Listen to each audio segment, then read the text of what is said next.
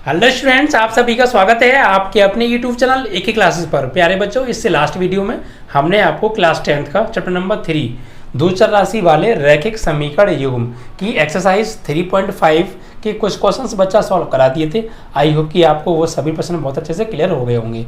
बच्चों, अगर आपने पिछली सभी वीडियोस को नहीं देखा है तो आप चैनल को सब्सक्राइब करके बेल आइकन दबाकर ऑल पर क्लिक करके अभी प्लेलिस्ट में जाकर सारी वीडियोस को देख सकते हैं बच्चा, बिल्कुल शुरुआत से पहली वीडियो से। ठीक है, और हमारी वीडियो आपको अच्छी लगती है तो प्लीज़ यार हमारी वीडियो को ज़्यादा से ज़्यादा व्हाट्सअप, फेसबुक, इंस्टाग्राम जितने भी आपके फ्रेंड्स हैं सभी के साथ शेयर किया करो। ठीक है बच्चा, और अपनी क्लास के दोस्तों को भी बताया करो। यहाँ पर क्लास 10 की तैयारी बहुत अच्छे लेवल से कराई जा रही है और 2022 में आप 90+ ही लेकर आएंगे अगर आप शुरुआत से मुझसे जुड़ जाएंगे और सारी चीज़ें बहुत कायदे से करेंगे तो बच्चा। ठीक है, चलिए तो आगे के प्रश्न है, आइए उठा लेते हैं बच्चा। तो हमने आपको अभी तक जो करा दिए थे वो 4th का फर्स्ट पार्ट करा दिया था, उसके बाद सेकंड, थर्ड, फोर्थ और फिफ्थ 4 पार्ट और रह गए, इन्हें सॉल्व करेंगे बच्चा। ठीक है, तो लैंग्वेज वाले प्रश्न हैं, बहुत ज़्यादा पूछे जाते हैं, लॉन्ग क्वेश्चन ही बनता है सिर्फ यहाँ से बच्चा। ठीक है, सीधा 8 नंबर का, इसलिए समझ के कीजिएगा और क्वेश्चन को ध्यान से पढ़िएगा। चलो पढ़ते हैं। अगले सवाल में क्या है बच्चा, एक भिन्न 1/3 हो जाती है भैया। एक भिन्न है वो 1/3 हो जाती है कब? जब उसके अंश में 1 घटा दिया जाए। ठीक है बच्चा, और वह 1/4 हो जाती है जब उसके हर में 8 जोड़ दिया जाए। तो भिन्न बताओ, सिंपल सा सवाल है। ठीक है, तो भिन्न के लिए मैं आपको पहले ही बता चुका हूँ और 2 भिन्न के सवाल आपको करा भी चुका हूँ। अंश और हर की जरूरत पड़ती है बच्चा। ठीक है, तो चौथे का दूसरा सवाल है, तो हम मानेंगे माना भिन्न का अंश बराबर x और माना भिन्न का हर बराबर y। तो भिन्न क्या हो जाएगी बच्चा? मूल भिन्न। मूल भिन्न यानी इससे भिन्न क्या बनेगी बच्चा? अंश ऊपर और हर नीचे, x/y बन जाएगा। ठीक है बच्चा, चलिए अब प्रश्नानुसार पढ़ेंगे, अकॉर्डिंग टू क्वेश्चन चलने वाले हैं। प्रश्नानुसार, तो प्रश्न में बच्चा फर्स्ट शर्त क्या कहा है, ध्यान से पढ़िएगा। हमसे कहा है बच्चा कि अंश में 1 घटा दें तो भिन्न 1/3 हो रही है, यानी सिर्फ अंश में 1 घटाना है आपको। तो x/y तो भिन्न है, x/y, अंश में 1 घटाना तो अंश में से 1 घटा दो, तो ये जो भिन्न है ये 1/3 हो जाती है। तो बराबर में 1/3 लिख दो। जितनी भी भिन्न हो जाती है उसे बराबर में लिख देते हैं। ठीक है बच्चा, तो अंश में 1 घटा दिया, बस अंश में 1 घटा दिया जाए तो जो भिन्न है ये बराबर हो जाएगी 1/3। अब यहाँ से सॉल्व कर लो, क्रॉस मल्टीप्लाई। 3 के एक्स में करेंगे 3x, 3 का -1 में -3 और y का 1 में y को इधर बुला लो तो 3x, ये y आएगा तो -y, -3 बराबर 0। समीकरण नंबर 1 क्लियर। ऐसे दूसरी शर्त पढ़िए। सेकंड शर्त में देखिए क्या कहा है बच्चा। सेकंड शर्त में हमसे कहा है कि वह 1/4 हो जाती है जब हर में 8 जोड़ दिया जाता है। अब क्या हर में जोड़ना है तो x/y, हर यानी कि y, इसमें अगर 8 जोड़ दें तो ये 1/4 हो जाती है। ये कह रहा है बस प्रश्न। ठीक है, तो जैसे कह रहा है वैसे ही करना है, अपनी नहीं चलानी है। अपनी चलाओ दिक्कत होगी प्यारे। ठीक है, क्रॉस कर दो। 4 का x में 4x, 1 का y में y, 1 का 8 में 8, दोनों को इधर बुला लो। 4x - y -8 बराबर 0। समीकरण नंबर 2। समीकरण 1 बन गई, समीकरण 2 बन गई। बस एक्सरसाइज कौन सी चल रही है भाई हमारी? एक्सरसाइज चल रही है बज्य गुणन विधि वाली। आप चाहो तो इस सवाल को प्रतिस्थापन से भी कर सकते हैं, ग्राफी विधि से भी कर सकते हैं, विलोपन विधि से भी कर सकते हैं, या बज्य गुणन विधि से भी कर सकते हैं। लेकिन मैं करूँगा इसे बज्य गुणन विधि से, क्योंकि 2 चर राशि वाली रैखिक समीकरणों को हल करने की मैंने आपको 4 विधियाँ बताई हैं। जो ग्राफी विधि करा दी है, कर सकते हैं, विलोपन विधि करा दी है, प्रतिस्थापन विधि करा दी है, और चल रही है आपकी बज्य गुणन विधि। तो बज्य गुणन विधि वाली एक्सरसाइज चल रही है, इसलिए मैं आपको इसे बज्य गुणन से ही सॉल्व कराऊंगा। ठीक है बच्चा, आप चाहो तो पेपर में किसी से भी सॉल्व कर सकते हैं जो आपको विधि अच्छी लगी हो।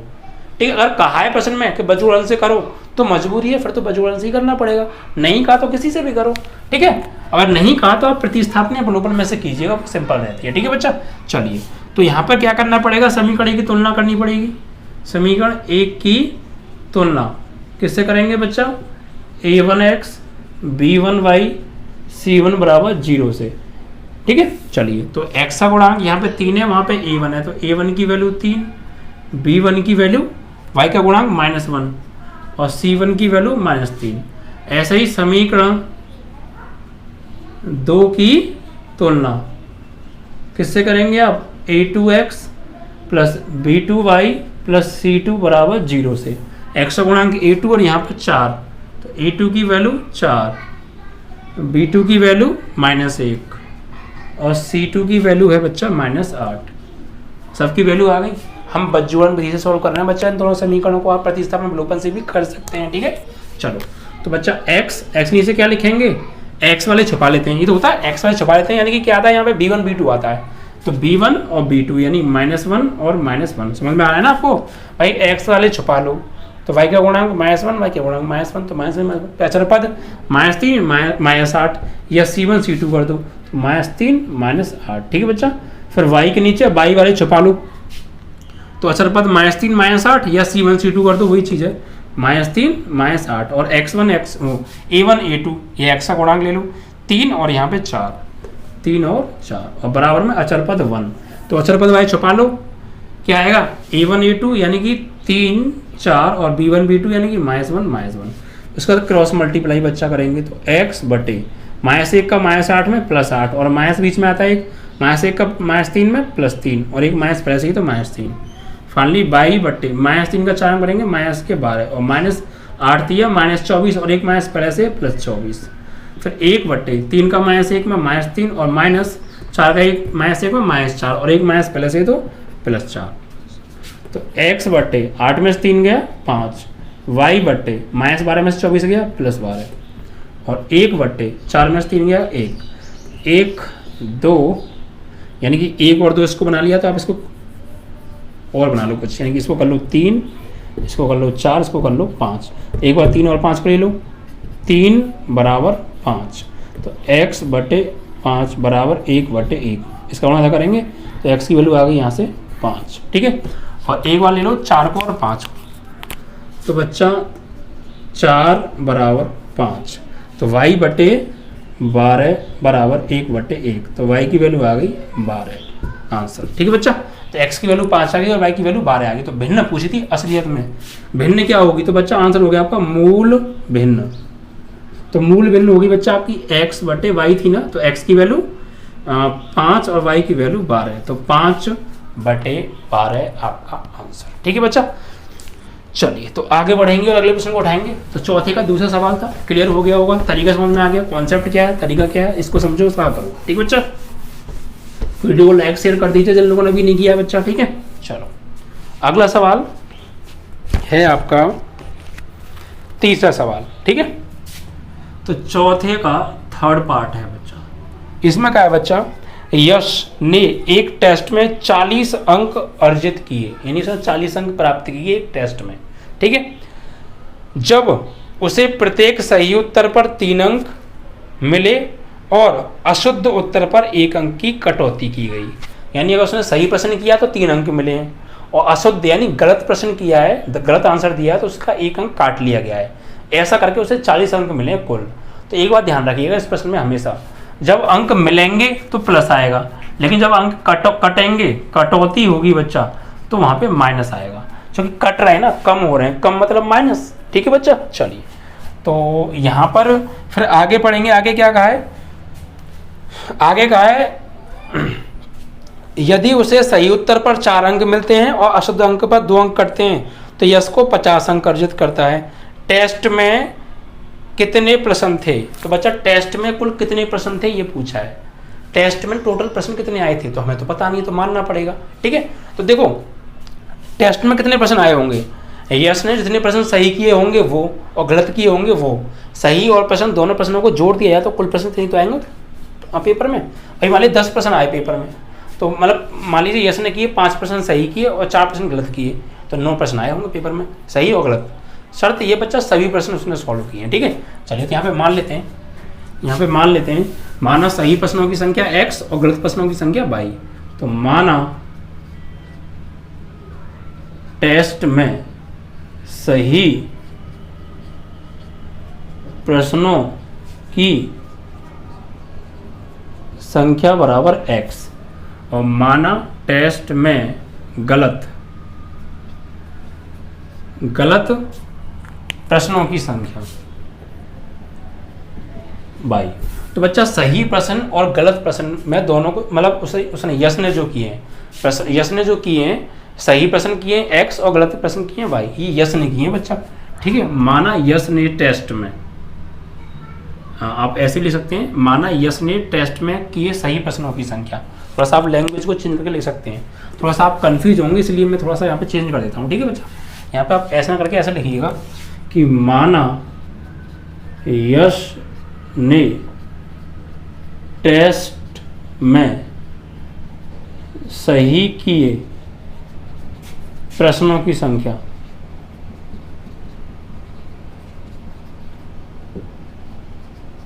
बराबर एक्स। माना यश ने टेस्ट में एक्स प्रश्न सही किए और माना यश ने टेस्ट में गलत किए प्रश्नों की संख्या बराबर मान ली वाई। ठीक है बच्चा, अब देखिए उसने सही किए एक्स और गलत किए वाई, तो टोटल प्रश्न कितने हो गए, सही और गलत मिला के एक्स प्लस वाई। ठीक है, तो यहाँ लिखेंगे तो टेस्ट में कुल प्रश्नों की संख्या, कुल प्रश्नों की संख्या बराबर एक्स प्लस वाई। कुल प्रश्न उसने एक्स प्लस वाई किए। ठीक है, अब हम अकॉर्डिंग टू क्वेश्चन चलेंगे, ध्यान से समझिएगा। प्रश्नानुसार भाई कुल प्रश्न पूछे तो कुल प्रश्न हमने क्या मान लिया, एक्स प्लस वाई मान लिया। तो फर्स्ट शर्त में ये कहा है कि यश को कुल 40 अंक मिलते हैं। ठीक है, यश को टेस्ट में कुल 40 अंक मिलते हैं जब प्रत्येक सही उत्तर पर 3 अंक और गलत यानी अशुद्ध उत्तर पर 1 अंक की कटौती होती है।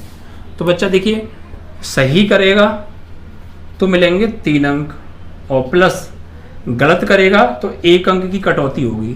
तो कटौती हो रही है इसीलिए मैं यहाँ पे -1 लिख रहा हूँ।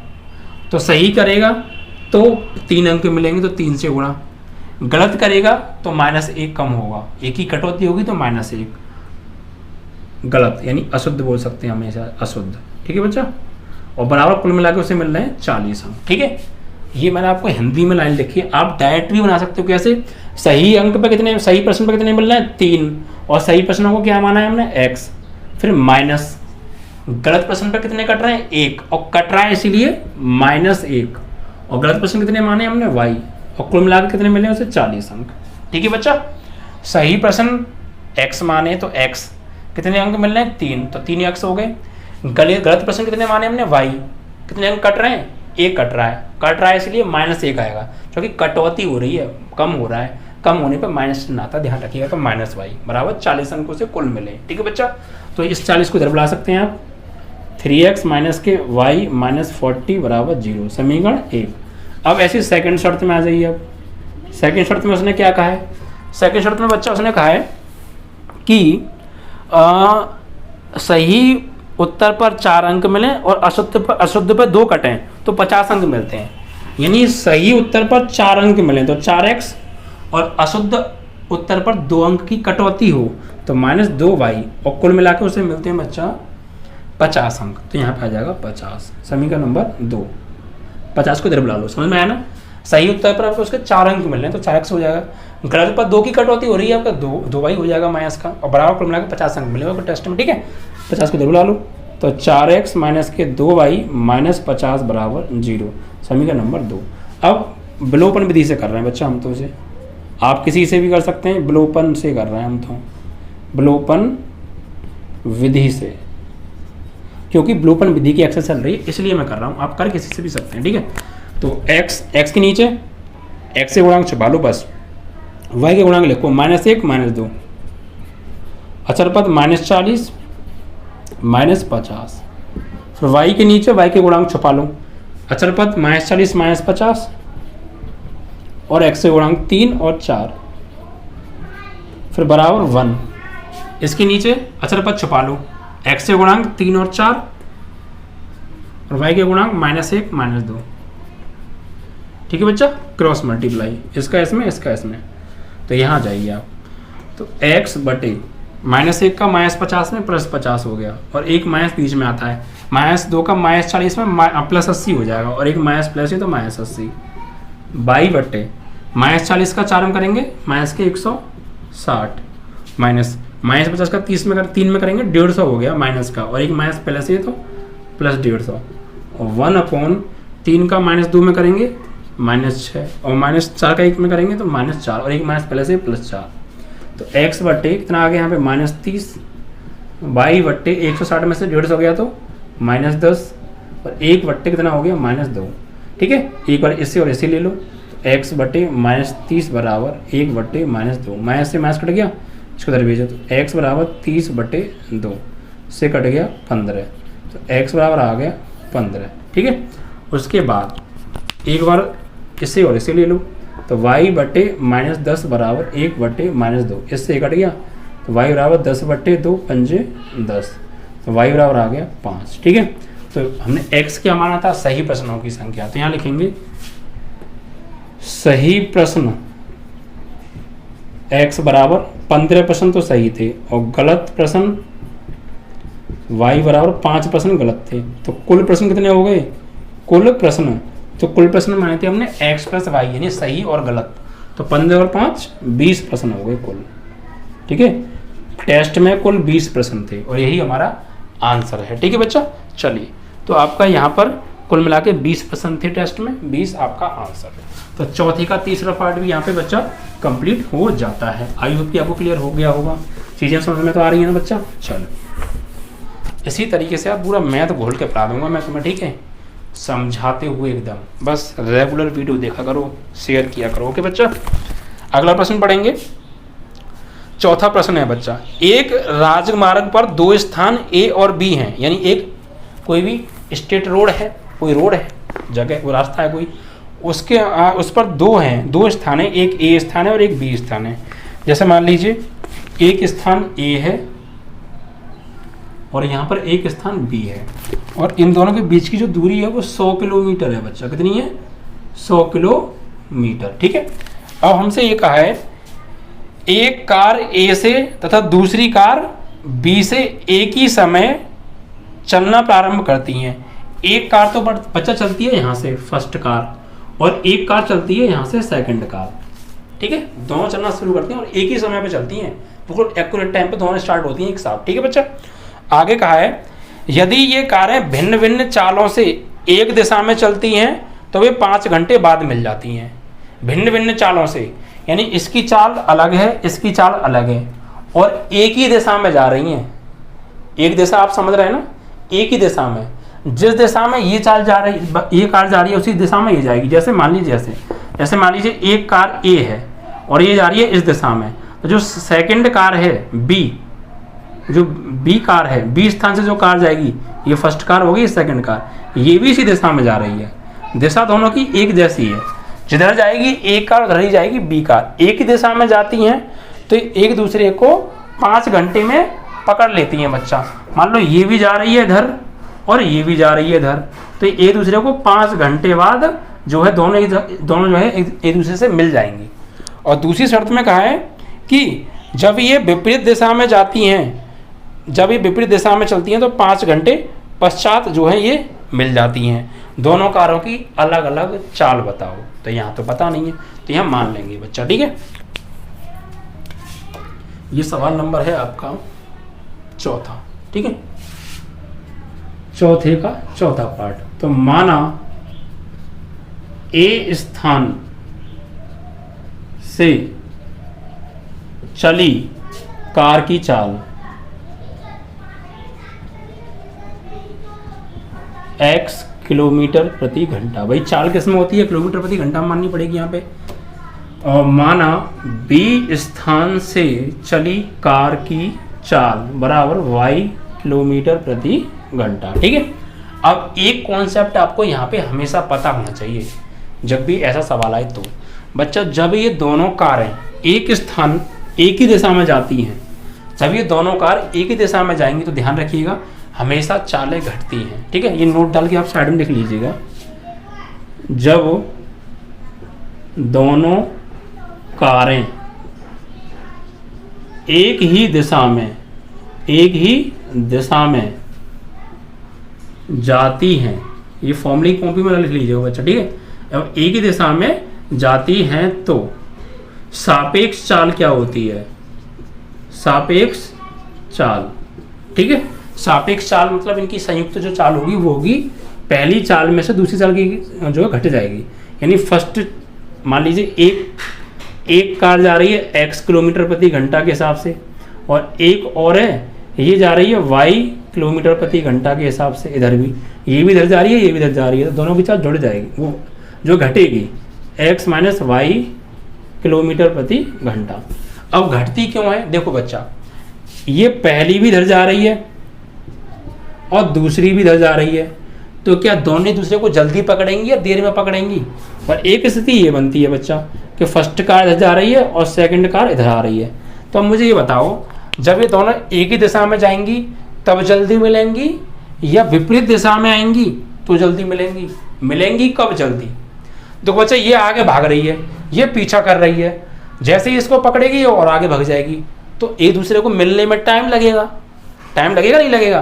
तो जब दोनों एक दूसरे को पकड़ने में टाइम ज़्यादा लें तो बच्चा चाल घटेगी हमेशा, क्योंकि चाल घटेगी तभी तो कम होगी चाल, तभी तो देर में पकड़ेंगी। और जब ये दोनों एक दिशा में आ रही हैं तो जल्दी मिलेंगी। भाई एक तो तुम इधर से आ रहे हो तो मैं इधर से जा रहा हूँ, तो दोनों विपरीत दिशा में आ रहे हैं ना, तो जल्दी मिलेंगे हम। जल्दी मिलेंगे तो चाल हमारी दोनों की जुड़ेगी, क्योंकि तुम भी आ रहे हो उधर से और मैं भी आ रहा हूँ इधर से, दोनों की चाल जुड़ जाएगी तो जल्दी मिलेंगे। ठीक है, तो ऐसे में जब दोनों विपरीत दिशा में आती हैं बच्चा तो चालें जो है जुड़ती हैं। ठीक है, इसीलिए चाल जुड़ती हैं। और यहाँ लिखेंगे जब दोनों कारें विपरीत दिशा में आती हैं तो सापेक्ष चाल क्या होती है, जुड़ती है, x प्लस वाई किलोमीटर प्रति घंटा। ठीक है बच्चों, ध्यान रखिएगा, जब दोनों एक जा रही है जिस दिशा में, दूसरी भी पीछे से उसी दिशा में जा रही है तो घटेगी क्योंकि देर में मिलेंगी, और एक भी पहली भी इधर आ रही है दूसरी भी इधर आ रही है, दोनों जल्दी मिलेंगी तो जुड़ेगी। ठीक है बच्चा, चलिए तो यहाँ पर हम लिखेंगे जब दोनों कारें, ये आपको खुद लिखना पड़ेगा, दोनों कारें एक ही दिशा में जाती हैं तो सापेक्ष चाल बराबर x माइनस वाई किलोमीटर प्रति घंटा। ठीक है, और जब दोनों कारें एक विपरीत दिशा में जाती हैं तो सापेक्ष चाल बराबर x प्लस वाई किलोमीटर प्रति घंटा। क्यों x प्लस वाई लिया है, क्यों x माइनस वाई लिया है, समझ गए, क्योंकि दोनों विपरीत दिशा में आ रही है जल्दी मिलेंगी, एक इधर से आ रही है एक इधर से आ रही है, दोनों जल्दी मिल जाएंगी तो जुड़ेगी, और एक इधर जा रही है दूसरी पीछे से जा रही है जल्दी देर में मिलेंगी इसलिए घटाया। ठीक है बच्चा, अब देखिए जब भी कभी ऐसा प्रश्न आता है आपको ये 4 लाइन तो लिखनी है। अब आपको लिखना है यहाँ से प्रश्नानुसार अकॉर्डिंग टू क्वेश्चन फर्स्ट शर्त। क्या कहा है ध्यान से समझिए, इसमें कहा है बच्चा कि यहाँ पे कहा है 100 किलोमीटर की दूरी है, एक कार ए से दूसरी कार बी से एक ही समय पर चलना प्रारंभ करती है। यदि ये कारें भिन्न भिन्न चालों से चलती हैं दिशा में चलती हैं तो वे 5 घंटे बाद मिलती हैं, और जब विपरीत दिशा में चलती हैं तो 1 घंटे बाद। यानी जब ये एक ही दिशा में चलेंगी तो 5 घंटे लगेंगे इसे मिलने में। ठीक है, पहली शर्त में कहा है जब दोनों एक ही दिशा में चलती हैं तो मिलने में लगा समय, तो मिलने में लगा समय बराबर 5 घंटे दिया है हमें। ठीक है, अब बच्चे यहाँ पे एक फॉर्मूला जानते हैं हम, क्या, समय बराबर दूरी बटे चाल। ठीक है बच्चा, दूरी बटे चाल। एक चीज और यहाँ लिख लीजिएगा, दूरी दे रखी है कुल 100 किलोमीटर, लिख लीजिएगा कुल दूरी बराबर दे रखा है हमें 100 किलोमीटर। ठीक है बच्चा, अब देखिए जब दोनों एक ही दिशा में जा रही हैं तो समय कितना लग रहा है, 5 घंटे, तो समय की जगह लिख दीजिए समय का मान 5 घंटे। दूरी कितनी है, 100 किलोमीटर, और चाल क्या होगी भैया, दोनों एक ही दिशा में जा रही हैं तो चाल घटेगी या जुड़ेगी, तो बच्चा एक दिशा में चाल घटती है, तो चाल की जगह आ जाएगा x माइनस वाई। ठीक है बच्चा, देखिए जब दोनों एक ही दिशा में जा रही है तो समय लग रहा है 5 घंटे का है, तो समय की जगह लगा दिए 5 घंटे, दूरी कितनी है 100 किलोमीटर था, तो दूरी की जगह 100 किलोमीटर लगा दिया। और चाल क्या होगी, एक ही दिशा में जा रही है, तो चाल होगी बच्चा एक ही दिशा में जब जाती है तो x माइनस वाई, तो चाल की जगह लगा दिया x minus y. Is that clear? Cross multiply 5 का x में 5x माइनस के 5y बराबर 100। 5 को अमल लेके 100 को काट दो, तो x माइनस वाई बराबर 5 से 100 में भाग देंगे तो 20 बार, 20 को इधर ले आओ तो माइनस 20 बराबर 0, समीकरण नंबर 1। ठीक है, सेकंड शर्त पे आ जाओ। सेकंड शर्त में क्या कहा है बच्चा, जब ये विपरीत दिशा में आती हैं तो मिलने में जो कुल समय लगता है वो 1 घंटा लगता है। ठीक है, जब दोनों एक ही दिशा में, जब दोनों जो है एक ही दिशा में, विपरीत दिशा में आती हैं, जब दोनों विपरीत दिशा में आती हैं तो मिलने में लगा कुल समय बराबर 1 घंटा। तो भाई समय बराबर क्या होता है, दूरी बटे चाल होती है। ठीक है, तो समय क्या है बच्चा, समय कितना लग रहा है 1 घंटा। दूरी कितनी है बच्चा, जो दूरी है वो दूरी बच्चा 100 ही है, 100 ही लगेगा। और चाल बदल जाएगी, क्यों, क्योंकि अब के बच्चा विपरीत दिशा में आ रही है तो जुड़ेगी चाल, तो क्या हो जाएगा बच्चा x plus y, cross multiply, तो x प्लस वाई बराबर 100, 100 को चल ले आओ तो x प्लस वाई माइनस 100 बराबर 0, समीकरण नंबर 2 हो गया। बस अब इन दोनों समीकरणों को आपको सॉल्व करना है। कैसे, विलोपन से कर लो, प्रतिस्थापन से कर लो, जिससे मन करे उससे कर लो। ठीक है बच्चा, देखिए कैसे करते हैं, x y 1, तो x के नीचे x वाले छुपा लो, y का गुणांक -1 + 1, -1 + 1, अचल पद -20, उधर कितना है बच्चा माइनस के 100, y के नीचे y वाले छुपा लो, तो अचल पद 20 माइनस का 20 और उधर -100, -20 -100 और x का गुणांक 1 1, तो इसके नीचे बच्चा आप अचल पद छुपा लो, तो 1 1 और यहाँ पे आपका आएगा -1 और यहाँ पर भी आपका +1। ठीक है बच्चा, भाई x से गुणांक आएंगे तो यहाँ भी प्लस का 1 है, यहाँ भी प्लस का 1 है, और y के गुणांक लेंगे तो -1 और +1। ठीक है बच्चा, अब आ जाइए तो क्रॉस मल्टीप्लाई, तो x बटे -1 का -100 में +100, -1 का -20 -20 और +20, y बटे -20 का 1 में -20 और -100 +100 हो जाएगा बच्चा। ठीक है, और 1 का 1 में करेंगे 1, माइनस इसका में करेंगे तो -1 और 1 -+1 +1, तो x बटे 120 बराबर, इसको ले लो 1 बटे 2 आ जाएगा ना, 1 और 1 2। ठीक है, एक बार इसको ले लिया हमने, तो x बराबर 120 ऊपर 2 नीचे 60 हो गया, 60। ठीक है, एक बार इसको ले लो, तो y बटे 100 में से 20 गया 80 बराबर 1 बटे 2, ऊपर भेजो 80 को, 80 बटे 2 से कटेगा 40 बार। ठीक है बच्चा, चलो तो अब आपको यहाँ पे लिख देना है बस। तो हमने x और y तो ही निकालना था हमें, भाई हमसे क्या पूछा था, चाल पूछी थी, तो x क्या माना था हमने, पहली कार की चाल, तो a स्थान से चली कार की चाल यानी क्या मानी थी हमने, x कितना आ रहा है बच्चा 60 किलोमीटर प्रति घंटा, यहाँ से हटा दीजिए सब इसे, 60 किलोमीटर प्रति घंटा।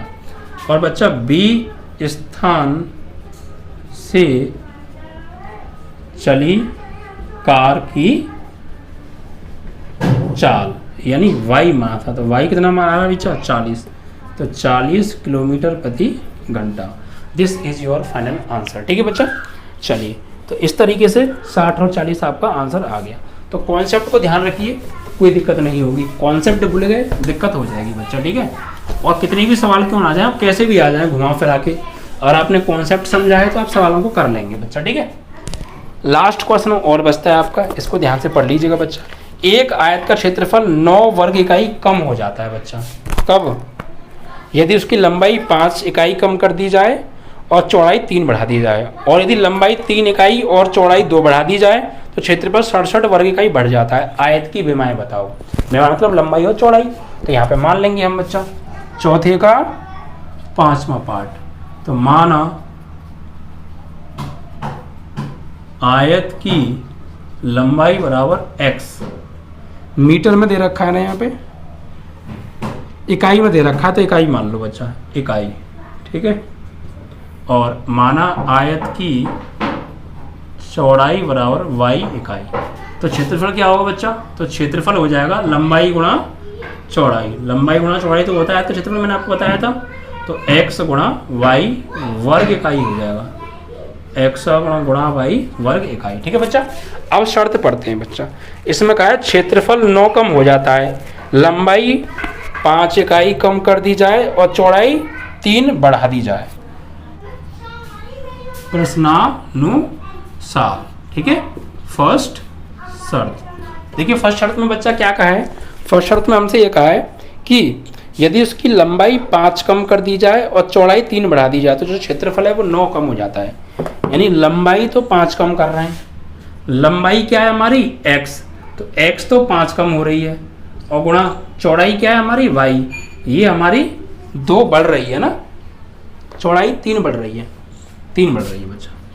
लंबाई x है, ये 5 कम कर दें, चौड़ाई y है, ये 3 बढ़ा दें, तो जो क्षेत्रफल है, क्षेत्रफल क्या है हमारा एक्स वाई, ये है 9 कम हो जाता है। ये तो कहा है प्रश्न में। लंबाई यानी x में 5 कम कर दें, चौड़ाई यानी y को 3 बढ़ा दें, तो जो क्षेत्रफल है एक्स वाई वो 9 कम हो रहा है। ठीक है, सॉल्व करो।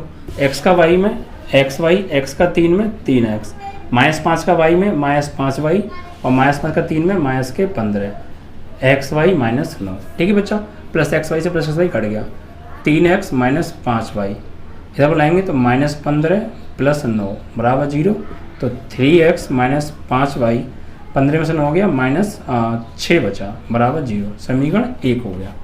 अब ऐसे सेकंड शर्त को पढ़िए बच्चा। सेकंड शर्त में क्या कहा है? सेकंड शर्त में कहा है यदि लंबाई को 3 बढ़ा दें और चौड़ाई को 2 बढ़ा दें तो क्षेत्रफल 67 बढ़ रहा है।